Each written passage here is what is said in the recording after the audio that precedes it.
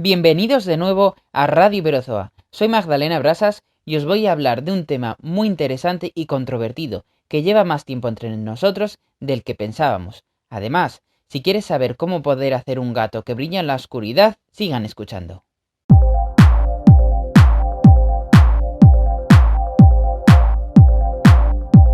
Transgénicos. ¿Invención del siglo XX? Hasta hace no muchos años la palabra transgénico no era muy conocida, casi su uso estaba restringido al sector científico. Pero en las 2 últimas décadas, esta palabra ha entrado con fuerza en nuestro lenguaje habitual, sobre todo refiriéndonos al ámbito alimenticio. Pero antes de entrar a discutir si los transgénicos son beneficiosos o perjudiciales para nuestra salud, quizás deberíamos de plantearnos la siguiente pregunta. ¿Qué es un transgénico? Ya que hay mucha gente que habla de ellos sin saber qué son. Pues vamos a poner remedio a este interrogante. Según la RAE, transgénico es un organismo vivo que ha sido modificado mediante la adición de genes exógenos para lograr nuevas propiedades. Analicemos esta definición. Si al genoma, que es el material genético, de un individuo le añadimos genes externos de otro individuo, el primero pasa a ser un organismo transgénico. Hasta aquí, todo correcto. Pero esto es una definición muy general, ¿no? Porque si consideramos al organismo afectado un óvulo, humano por ejemplo, y su genoma se ve modificado por la introducción del material genético de otro organismo, un espermatozoide, este organismo resultante sería un organismo transgénico. ¡La madre que me parió! ¡Soy un organismo transgénico! Y sí, tú también lo eres. Todos los seres vivos, a excepción de los formados por mitosis, clones para entendernos, somos transgénicos.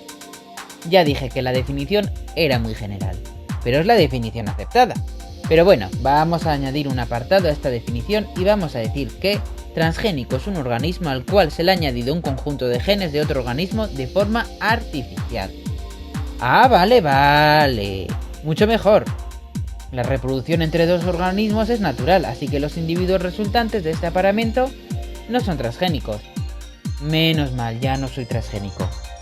Pero... ¿y si decidimos quién se aparea con quién? ¿No sería un acto un tanto artificial? ¡A la vuelta la burra al trigo! Pues señoras y señores, los organismos transgénicos no son creación del siglo XX.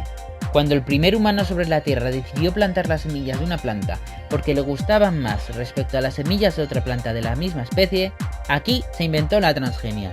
Dicho de otra forma, en este contexto, la selección artificial. Y por ende, cuando hace miles de años alguien decidió juntar a 2 perros para que se reprodujeran entre sí, porque ambos eran más rápidos, grandes, pequeños, blancos, dóciles, fuertes, musculados, etc., descartando a los individuos que no cumplieran los requisitos que él hubiera marcado, este también estaba inventando los primeros organismos transgénicos. Y esto solo son un par de ejemplos de los millones de seres transgénicos que hemos ido creando. De hecho, casi todos los animales domésticos de granja, etc., y casi todos los árboles y plantas que generan un beneficio para el ser humano son organismos transgénicos. Sí, todo, absolutamente todo lo que comes ha sido seleccionado genéticamente por alguien.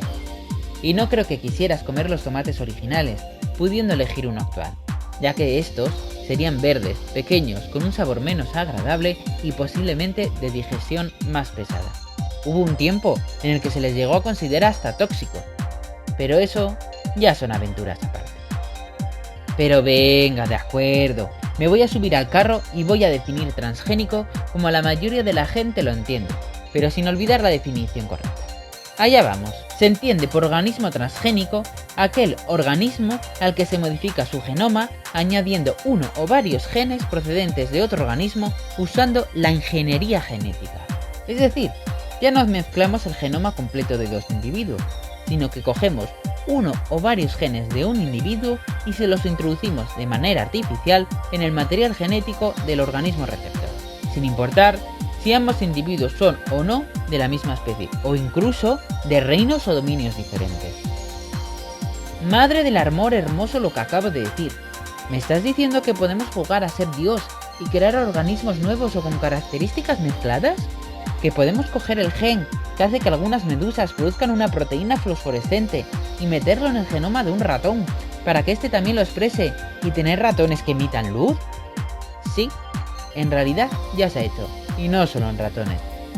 Y con esto, infinidad de cosas más que no te puedes llegar ni a imaginar. Pero, ¿no nos estaremos pasando de la raya? ¿Y si estos individuos escapan y se mezclan con individuos silvestres? ¿Y si...? Se me ocurren 1000 millones de cosas malas que pueden ocurrir con esto. Pero la verdad... también otros 1000 millones de cosas buenas. Bienvenidos al mundo de la ética y la moralidad. ¿Qué es bueno y qué es malo? ¿Y quién lo decide?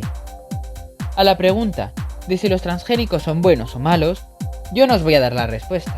Eso ya son deberes de cada uno.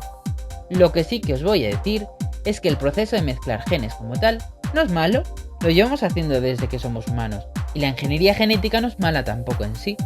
De hecho, nos permite elegir exactamente los genes y por tanto las características que nos interesan, descartando las que no. Esto hasta ahora no era posible, y por esta razón, muchos de los organismos que hemos creado a través de la selección artificial, además de tener las características deseadas, tienen un sinfín de otras características ya no tan deseadas.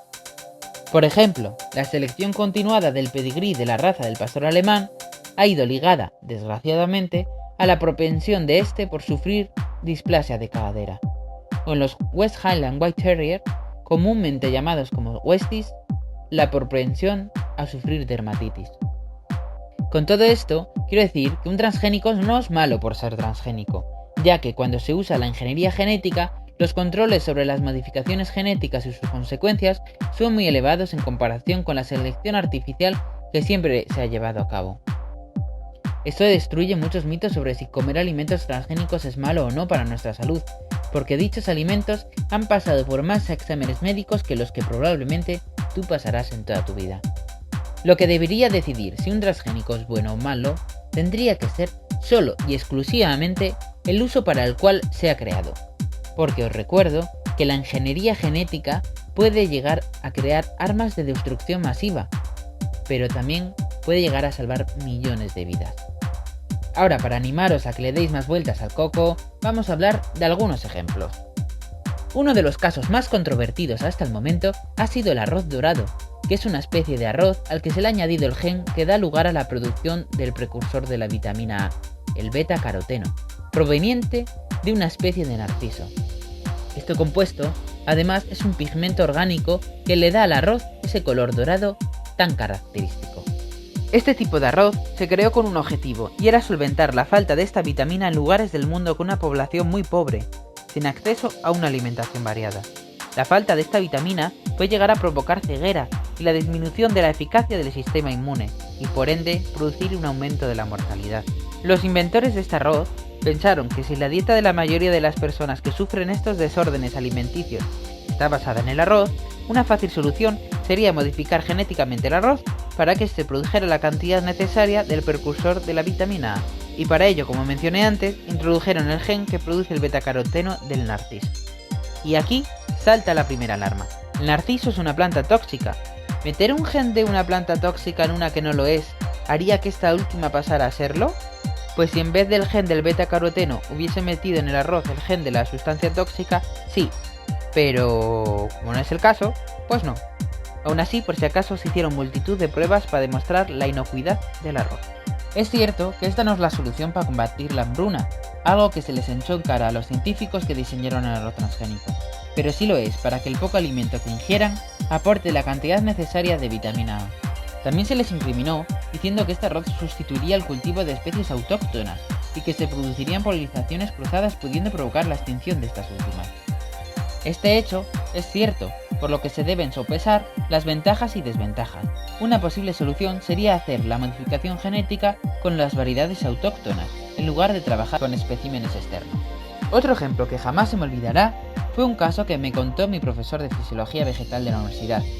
Estaban investigando sobre la modificación genética de una variedad de tomate, para que el fruto expresase el antígeno de superficie de un patógeno. Esto haría que al ingerir el tomate, el cuerpo entrase en contacto con dicho antígeno, produciendo una inmunidad ante una futura plausible infección por el patógeno en cuestión. Dicho con otras palabras, una vacuna comestible. El objetivo principal era que estos tomates llegasen a las personas que no tuvieran acceso sencillo a las vacunas tradicionales. Ante esto, se puede plantear las siguientes cuestiones. ¿Costaría menos hacer llegar estos tomates que las vacunas? Si se transforman todos los tomates genéticamente para que todos sean vacunas comestibles, ¿sería un problema para la salud a largo plazo el consumo continuado de antígeno? Este mismo tipo de investigación se está realizando con otros alimentos, como las patatas. Incluso se ha probado modificar las plantas de tabaco, aunque en este último caso creo que sería complicado convencer a la población de que ingerir hojas de tabaco sería bueno para la salud. Como dije anteriormente, todos los productos con los que nos alimentamos fueron seleccionados genéticamente, para intentar mejorar sus caracteres alimenticios. Uno de estos es la digestión. Se trataría de modificar el producto genéticamente para que, por ejemplo, su digestión sea más fácil. Pero, ¿qué es lo que produce en una planta una difícil digestión? Pues, en muchos casos, los causantes son los metabolitos secundarios que se generan como defensa ante el herbivorismo. Teniendo en cuenta esto, al seleccionar especímenes de digestión más sencilla, hemos ido optando por las plantas con un número de defensas menor. Esta es la gran razón por la cual las plagas afectan más a las especies cultivadas que a las silvestres. Actualmente, con la ingeniería genética, se están reintroduciendo genes de producción de metabolitos secundarios que resulten tóxicos para los insectos que se alimentan de dichas plantas. Esto también ha levantado muchas controversias, porque estamos haciendo que una planta de consumo humano produzca tóxicos. Al igual que mata a los insectos que intenten comerlas, ¿no nos podría resultar tóxico para nosotros? Aquí habría que hablar de que los tóxicos se pueden agrupar en toxinas de afectación genérica y específica. La genérica tendría un espectro de afectación muy grande sobre muchas especies de animales de diferentes agrupaciones filogenéticas. Por el contrario, los específicos tienen un rango de efectos sobre un grupo de especies pequeño y muy relacionadas genéticamente entre sí. Estos últimos son los utilizados para hacer organismos modificados genéticamente, ya que lo que se busca es que hagan efecto solo sobre el grupo de los artrópodos, en este caso. También hay que decir que en España y en general en toda Europa tenemos los controles de seguridad alimenticia más estrictos del mundo, y que antes de que uno de estos productos puedan llegar a tu plato, han tenido que pasar por numerosos análisis y pruebas. Aún así, se están realizando estudios porque se cree que puede haber una correlación entre estas sustancias y el aumento de casos de alergias alimenticias. Con todo esto y para finalizar... ¡Mamá! ¿Te enteras de una vez por todas que los maíces de lata no son malos? Hay que tener mucho cuidado porque no todo lo que vemos en internet es cierto.